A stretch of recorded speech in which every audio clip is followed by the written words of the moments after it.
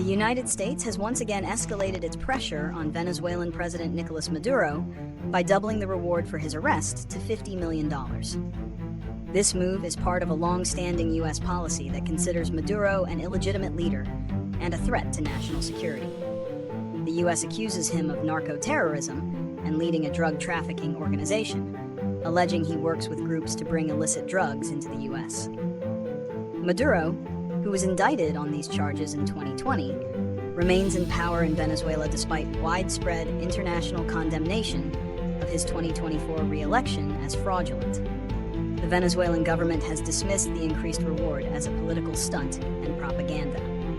While the U.S. continues to pursue a policy of maximum pressure, Maduro remains firmly entrenched, and the overall political and economic crisis in Venezuela persists. The United States' decision to raise the reward for Nicolas Maduro's arrest to $50 million stems from a combination of long-standing allegations and a renewed effort to exert pressure on his regime.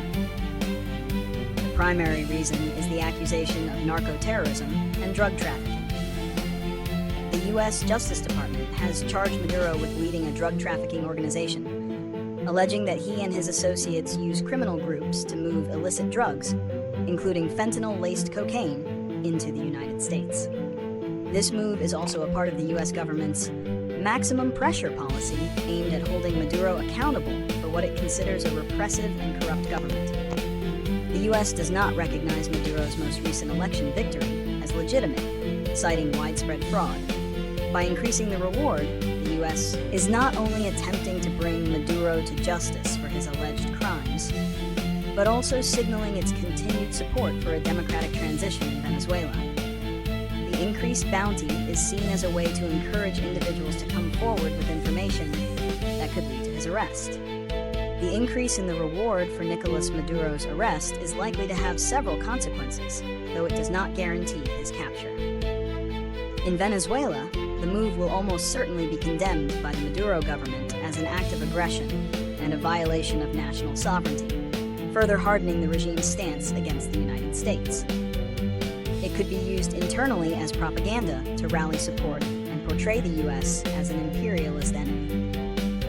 Internationally, the action reinforces the U.S. position that Maduro is an illegitimate leader and a criminal, but it may have a limited practical effect as long as he remains in control of Venezuela's security forces and is protected by allies. The bounty's real power lies in its potential to create a wedge within Maduro's inner circle, offering a powerful financial incentive for someone to betray him. However, the risk involved is immense, and it's unclear if the reward is enough to sway those who benefit from the current power structure.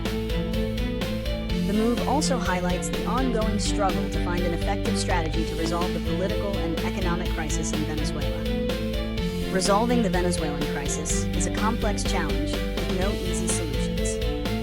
A purely military or unilateral approach has been widely rejected by the international community. Many international and regional bodies, including the European Union and the United Nations, have long advocated for a negotiated political settlement led by Venezuelans themselves.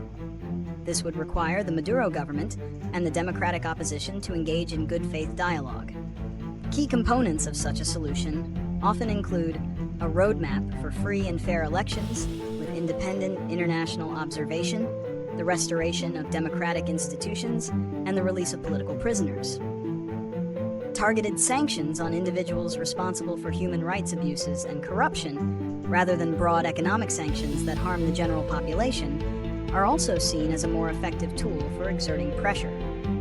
Additionally, a robust international humanitarian aid effort is critical to addressing the country's severe economic and social crisis, regardless of the political outcome.